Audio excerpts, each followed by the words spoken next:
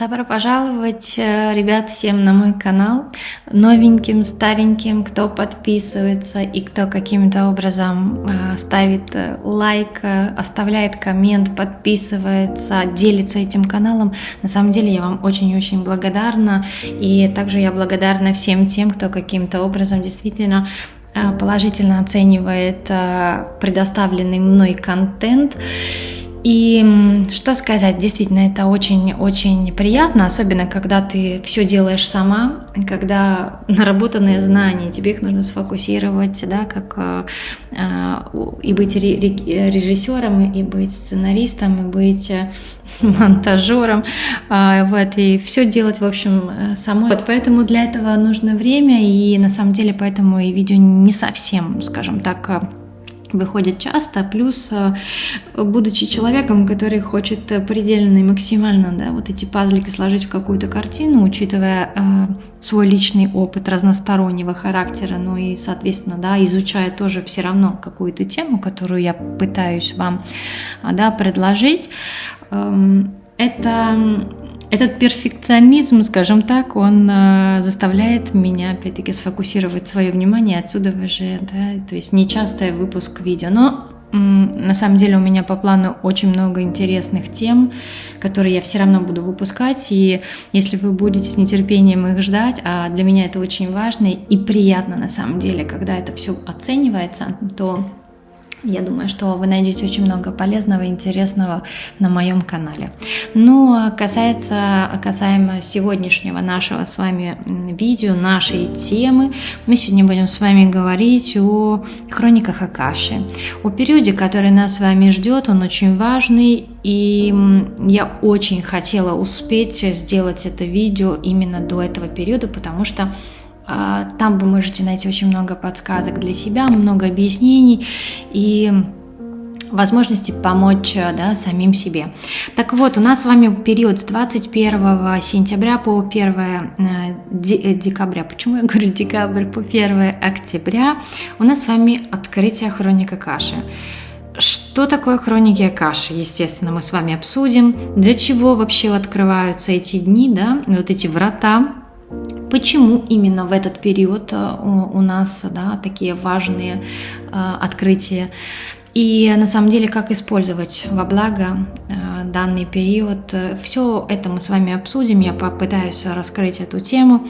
И, естественно, как всегда, мы начнем с вами с истории, добавим немножечко нумерологии, таро, эзотерические какие-то традиции, посмотрим, как все это пересекается между собой. И, конечно же, вы увидите, что, по сути, разные энергии, магические вот эти ключики, эгрегоры вполне гармонично пересекаются и могут быть в помощь при изучении как вас самих, ну и, естественно, так и самого пространства, в котором вы находитесь. Поэтому, друзья, присаживайтесь поудобнее, и с вами мы давайте-ка начнем. Начнем с хроники Акаши и того, что они вообще, по сути, представляют из себя, что это такое. На самом деле хроники Акаши, они представляют собой такую некую, если можно сказать, концепцию, которая описывает что-то невидимое, некое такое хранилище знаний. Можно это как бы определить как библиотека, можно определить как архив, да, такой некий знаний о всех событиях, о всех мыслях и действиях живых существ на протяжении всей их истории на планете Земля. От ее создания, даже самой планеты, да, и до сегодняшних дней, так и о душах, которые рождались, рождаются и будут перерождаться на планете Земля. По сути, хроники Акаши – это планетарный архив именно планеты Земля. Естественно, это не единственный, скажем так, архив, который имеет наша Вселенная. Их очень много на разных, скажем так, диапазонах, в разных меридианах. Но что вот касается хроник Акаши, они распространяются и отвечают за планету Земля. Это та информация, которой я владею, да, то есть исходя из каких-то своих личных исследований, опыта и информацию, которую собирала по пазликам из разных источников. Хроники Акаши – Это термин, заимствованный из индуизма и обозначает первооснову мира и считается универсальным источником информации, доступным, естественно же, для тех, кто в какой-то мере умеет его читать, с другой стороны, наверное, еще более важнее, умеет его интерпретировать. И согласно древнеиндийской философии, акаша, само слово, оно является таким неким источником 5 элементов – огня, воздуха, земли, воды, эфира, который соответствует органам чувств человека. Еще один немаловажный элемент этой картины, которую мы будем с вами складывать, это касаемо Богородицы и связи именно с этим периодом. Вы спросите: Господи, что же тут Богородица-то делает? Сейчас объясню. И сейчас распакуем. Мы так распакуем, что я просто даже очень и очень, знаете, мне хотелось бы почитать ваши комменты по поводу, этой всей информации. Так вот, Богородица. Дело в том, что 21 сентября вообще принято считать днем рождения Богоматери Богородицы. Но мало кто знает, что вообще на самом деле Богородица родилась совсем в другой день. Она родилась 21 июля. Так вот, давайте попробуем сейчас распаковать цифру 21. И вы поймете важность Богородицы, важность дня, важность цифры и корреляции всех событий, которые происходят в данный период. Так вот, что мы можем узнать из цифр 21? Первое. В системе Таро это 21 старший аркан. Его называют мир. И означающий закрытие и открытие некого цикла, гармонию, а также характеризующий человека с многими качествами, как умению адаптироваться, способности, например, к языкам, путешествиям.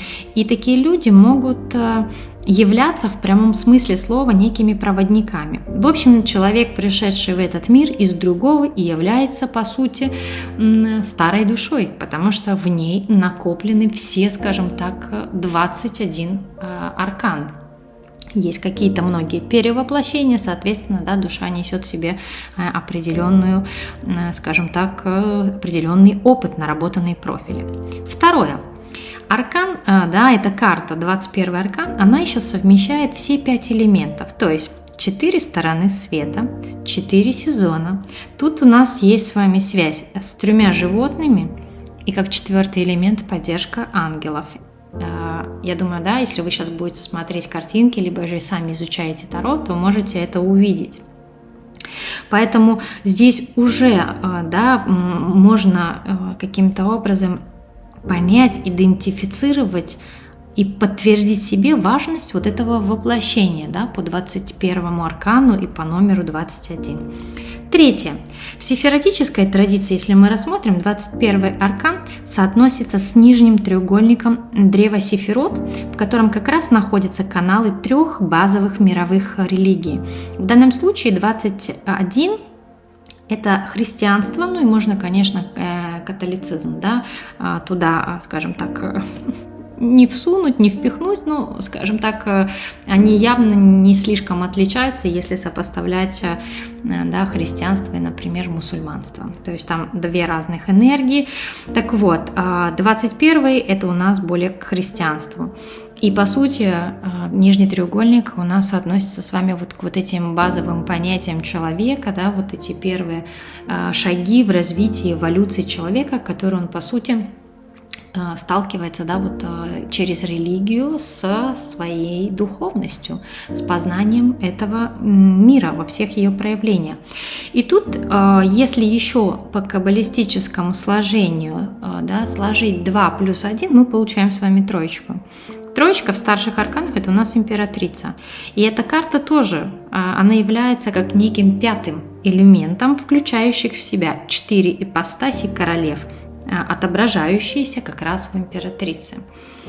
Примечательно, что, кстати, в древе Сефирот это верхний треугольник, там, где у нас есть протяженность этого 3-го канала, 3-го старшего аркана, и он является высокочастотным диапазоном, то есть, по сути, императрица, это мать, это какое-то божество, то есть если по 21-му аркану в нижнем треугольнике на низах, да, на базе мы это видим как религию, мы видим как некое, да, божество, то уже третья императрица, это она говорит, что это более духовная, это более значимая энергия, фигура, которая может отождествляться не конкретно с каким-то божеством, а отождествляться с энергией, женской энергией, которая является, скажем так, одной из частью энергии, составляющей, скажем так, наше с вами пространство.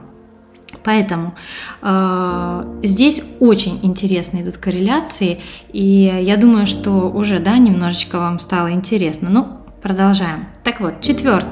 В рунической же традиции 21 у нас с вами соотносится с руной Лагус или Лагус, неважно, концепция одна и та же. Кстати, Лагус входит в старший футарк и является 21 руной этого футарка. Что примечательно, что Лагус является одна из самых таинственных и магических знаков. И само слово Лагус переводится как вода, которая содержит в себе все тайны жизни и смерти. Интересно. Это как река, вода, точащая камень. Это женская энергия, и говорит она о характеристике человека, умеющего, да, адаптироваться, имеет какую-то сильную интуицию, имеет знания. 3 же в рунах, да, она соотносится с руной Турисас, а это руна Тора. Она означает, с одной стороны, как преграду. Многие, кстати, называют эту руну как руна великана или терновый щит. По сути, руна, говорящая о покровительстве высших сил. А теперь сложите все вместе касаемо, да, номера 21 и 3. Простое число, простая дата рождения. Так вот, теперь возвращаемся к 21 сентября, рождению Богородицы. Принято считать, родилась 21 сентября, но все-таки эта девочка родилась 21 июля. И она была очень слабенькой, и родители не имели представления, сможет она вообще выжить или нет. Тогда она еще не была Богородицей, а была просто маленькой девочкой Марией. Отсюда ее и не нарекали особенным каким-то именем, но ждали, когда, не знаю, произойдет чудо, либо же, опять-таки, да, что произойдет с судьбой этой девочки, выживет она или нет. А 21 сентября, как раз в этот день, и многие, я думаю, что из вас знают о таком празднике, как весеннее равноденствие, когда день и ночь равны друг другу, вот именно в этот день, 21 сентября, родители сказали, если эта девочка дожила до равноденствия, смогла преодолеть трудности, и ее дыхание не остановилось, значит, ее благословили, и она будет жить. И вот по этой причине именно в этот день, 21 сентября, ее нарекли именем Богородица. Что примечательно, родилась она 7-месячной, и по совпадению, куда же нам без совпадений здесь, да, особенно здесь у меня на канале, любим мы совпадения, именно в 9 месяцев она получила именно вот имя Богородицы. Ну вот, в принципе, в совокупности таких событий с учетом Днем равноденствия, да и вообще-то, если посмотреть историю, да, какие-то самые важные праздники того времени, даже сейчас, они все-таки происходили осенью. И, по сути, речь идет о колоссальном влиянии и вливании такой некой, я бы даже сказала, где-то концентрации энергии, которую мы можем ощущать вот как раз 4 раза в год. Например, если мы посмотрим все важные праздники, взяв даже банально Пасху, которая, в принципе, она варьирует, да, свою дату, там плюс-минус у нас с вами месяц, то вот 4 основных имеют фиксированные даты. Ну, там плюс-минус 1, ну максимум 2 дня. То есть это у нас даты, да, опять-таки там 21 сентября, 21 декабря, 22 июля, 21 августа. Эти 4 даты – это как некие точки, и можно рассмотреть их как некий фиксированный крест. Сам крест имеет глубокий вообще символизм и программу, но речь не об этом, не будем углубляться, но многие, кстати, из вас могли слышать такое, да, использование фиксированного креста также в астрологии. Там тоже есть некая корреляция. Давайте теперь разбираться дальше. 21 сентября, по сути, у нас что? У нас как бы рождается Богородица. Вот, точнее, родилась. 22 у нас открывается портал с равноденствием. В далекие времена этот день был очень важен для жрецов, ведающих людей, естественно, конечно, как бы и для других сослоев населения, но вот для жрецов, являющихся людьми силы, ведающими, этот день особенный, так как в этот день шло некое принятие вот этого потока, который открывался, да, некого контакта и получения определенного уровня энергии, ну и, естественно, знаний, взаимодействия, некого диалога, да, с неосязаемым, да, с вот этими архивами и с определенными, скажем так, энергетическими, повторюсь, потоками. Поэтому с 21 сентября по 1 октября это у нас 10 дней, очень важных 10 дней, по сути, которые вот как раз открывают вот эти хроники Акаши. Что это такое, сейчас мы обсудим. Но здесь опять такой важный момент, на который хотела бы обратить ваше внимание. Опять у нас с вами будут цифры. Смотрите, этот период 10 дней, да, здесь тоже мы можем с вами найти подсказки и понять, да, насколько цифры, они взаимосвязаны с собой, и распаковывая, да, то есть уже такое ощущение, что все давно запрограммировано.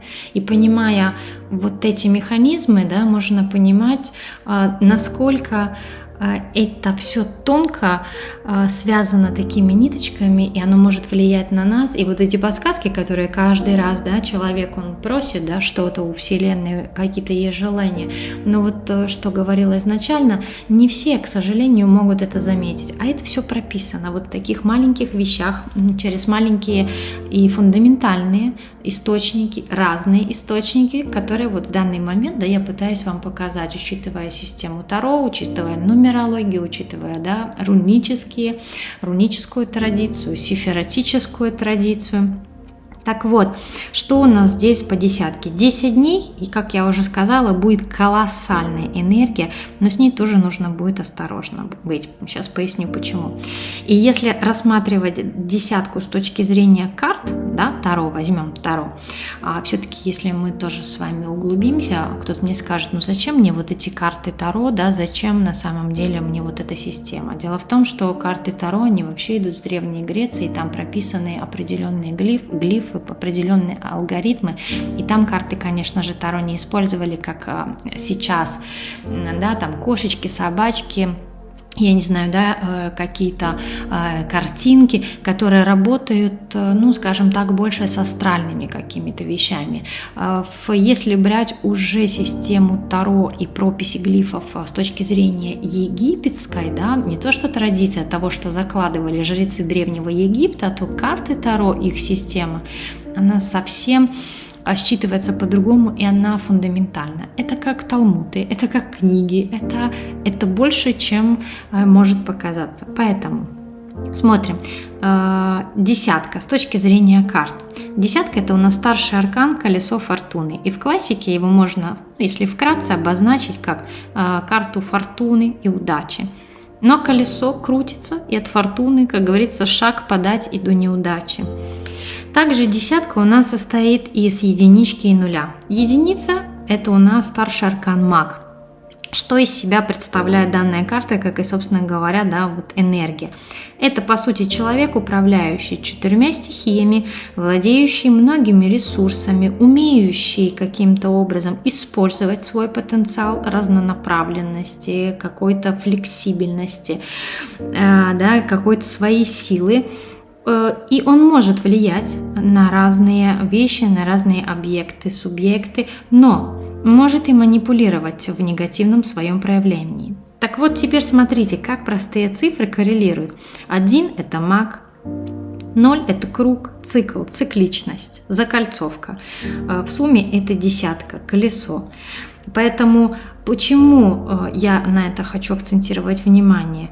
И это о чем? Это вот как раз о значимости этого периода. Это о том, что все ваши действия и осознанность, они влияют на вашу жизнь, на вашу удачу, особенно то, как вы будете себя проявлять в этот период. Понятное дело, когда человек не понимает эту информацию, он просто не обращает внимания или не знает ее, то совершает какие-то действия, осмысления, он может это делать во благо себе, может и в негатив. Потом, может быть, как обычно у нас, проходит время, человек начинает смотреть и думает, вот почему, я это сделала, мог бы сделать по-другому. Поэтому, когда ты понимаешь, у тебя есть,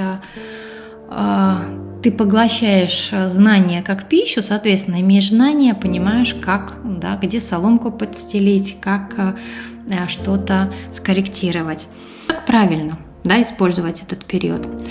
На самом деле это значит в этот период, что у каждого из вас, у каждого человека есть, по сути, некая такая возможность при определенной подготовке погрузиться в этот канал, в эти энергии и произвести некий такой диалог, задав вопрос, получив ответ и смодулировав и скорректировав какие-то ситуации, события.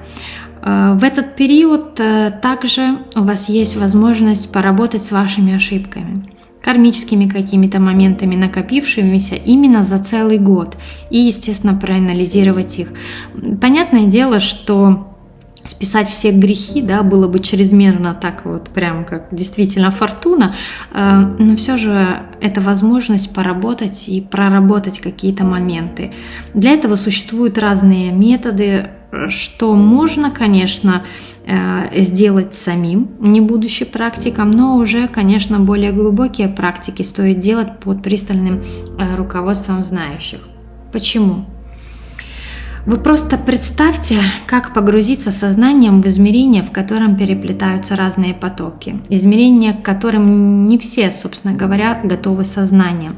Это как зайти, на кладбище ночью и воочию увидеть мертвого или какого-то, хранителя.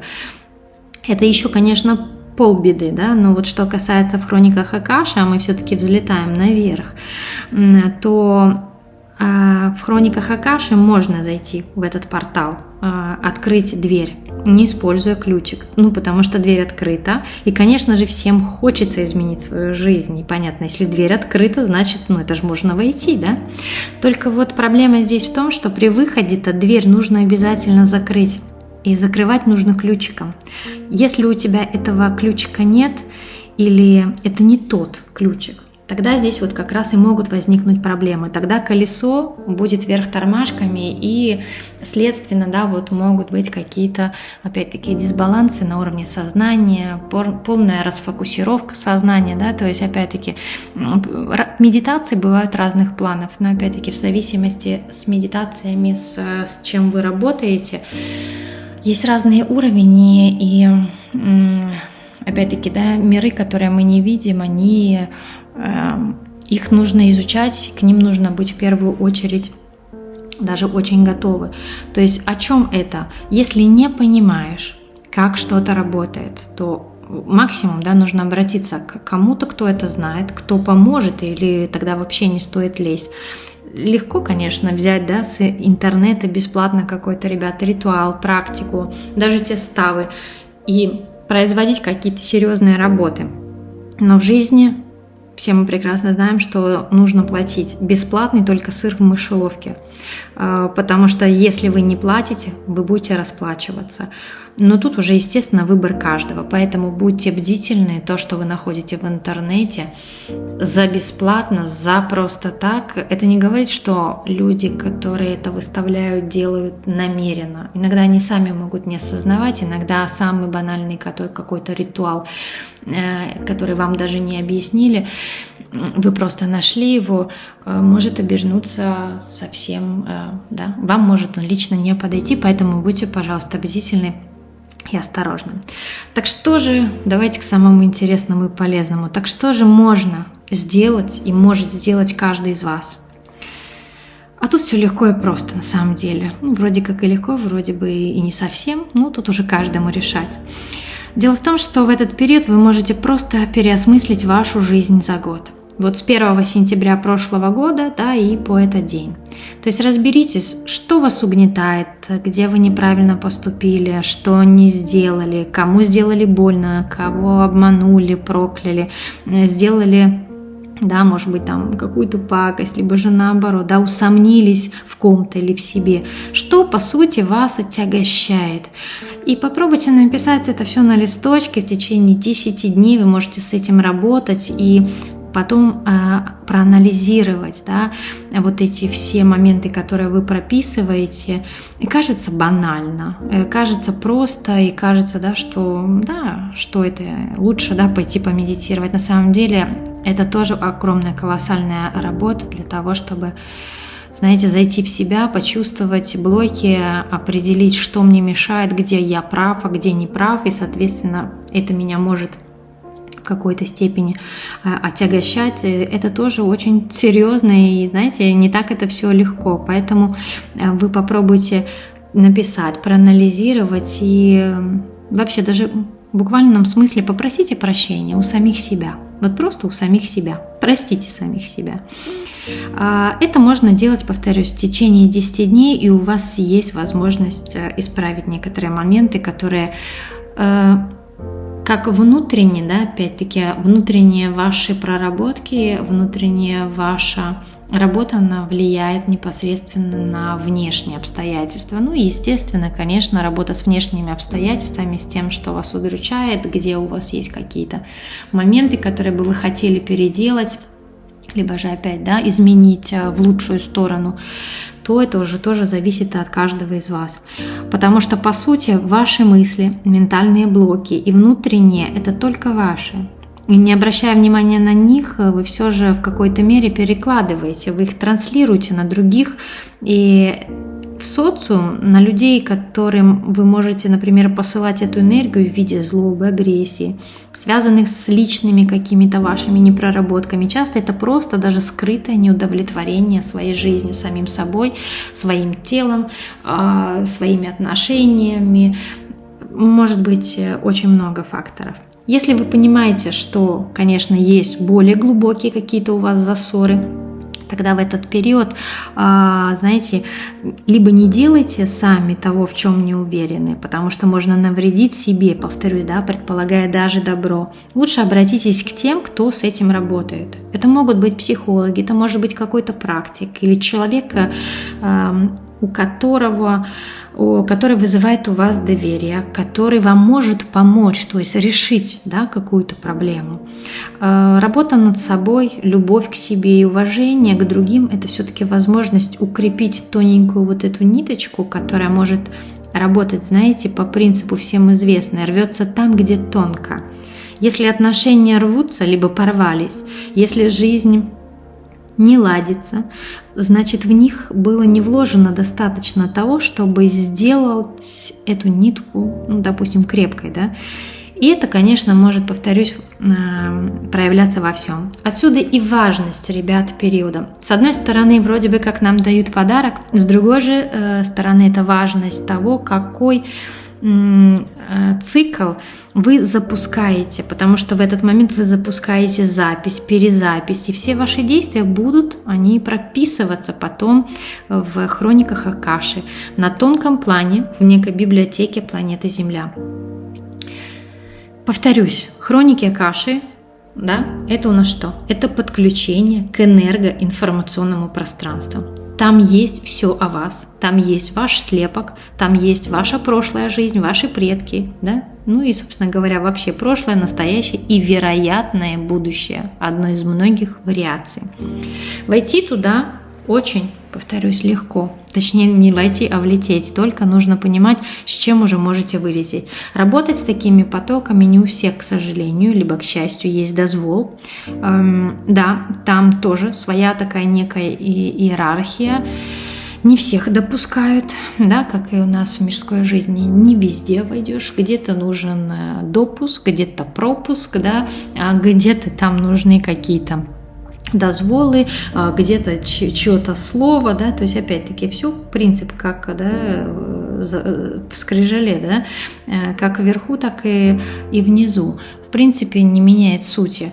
Поэтому Вот, например, что касается меня, то мое знакомство с хрониками Акаши началось давно. И путь, на самом деле, набора знаний был долг, и он все-таки еще и продолжается в другом формате. Но, повторюсь, для этого нужно, конечно, проделать серьезный путь, подготовить ментал, получить разрешение. И в той или иной степени, неважно, верите вы в что-то или нет, практикуете вы что-то или нет, нравится вам Таро, изучаете или нет. А может быть, это как раз тот момент для того, чтобы углубиться, для того, чтобы начать изменять свою жизнь с помощью проработки ваших каких-то блоков, с одной стороны, а с другой стороны, изучения, раскрытия. А раскрытие у нас идет, как вы понимаете, за счет знаний, за счет правильного времени, за счет нужных и правильных людей и за счет, естественно, ваших правильных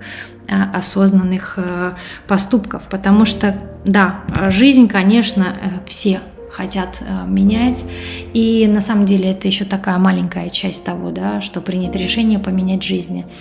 Самый тяжелый момент — это все-таки быть готовым к изменениям, которые потом будут происходить, потому что взлететь наверх, да, и там что-то поправить — это одно дело. Ты его подправляешь, но материализуешь, да, то есть за счет ситуации, которая у тебя формируется в твоем физическом пространстве.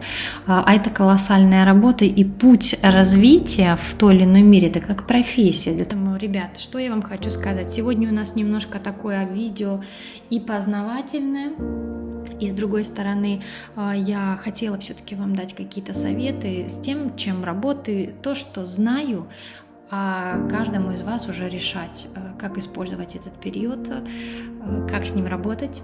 Я вас всех благодарю, как всегда, за внимание. Я буду очень и очень признательна и очень рада, если вы напишите какой-то коммент по этому поводу. Понравилось, не знаю, изучаете Таро, интересуют вас какие-то эзотерические направления, как вообще вам эта тема, и вообще, кто у меня тут рожденный под номером 21, так вы можете и себя, кстати, изучить. Вот. Поэтому я буду с нетерпением ждать вашей обратной связи, а пока я вас оставляю в этом замечательном периоде для того, чтобы сделать вашу жизнь немножко лучше. И если я хоть чуточку помогла своей информацией вам, я буду очень признательна. Ну, естественно, ваш лайк, ваша подписка и ваш коммент. И если уже захотите, то поделитесь, пожалуйста, этим каналом. Всем пока-пока.